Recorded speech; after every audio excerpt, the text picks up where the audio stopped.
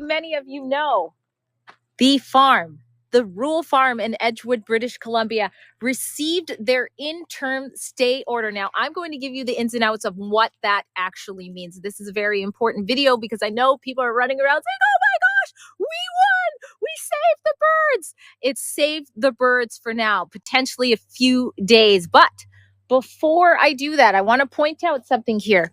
This is where Rebel News had eyes in the sky. We showed you from a helicopter.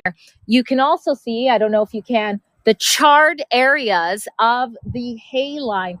This arrangement of hay here, it's almost like a V, and that's called a kill box, where I believe they're going to herd the animals into before they shoot them. But you can see the charred happening because there was a fire on the hay bales.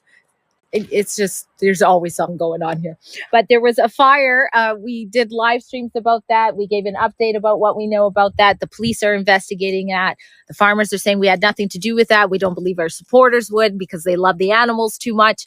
Maybe it's some of the people, we hate them, but who knows? Who knows who it is? But back to the win today. These farmers are always calling every day a miracle. And I gotta tell you, I have covered a lot of miracles. I don't cover a lot of miracles in any Rebel News report, and I've covered too many miracles to count. Some are little, some are big. This is a big one. And it's a big one because look, the CFIA was probably going to kill their flock today. And today is the same day that they receive their interim order from the Supreme Court. It does not mean that the CFIA is going to get off of this property. They still have jurisdiction over half of the operating farm. The farm is owned by two different families.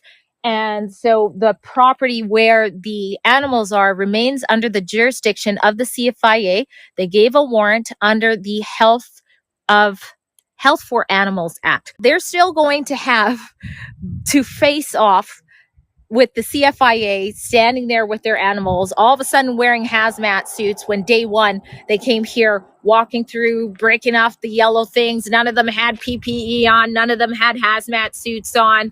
And of course, they get called out online and they're like, oh yeah, maybe we should act like these birds are actually sick, especially since we're now claiming they have not just the avian flu, they have a mutant version of the avian flu. But we know nothing's going to happen. We know nothing's going to happen right now. That's official. I can tell you that. Nothing's happening today. Nothing's happening tomorrow.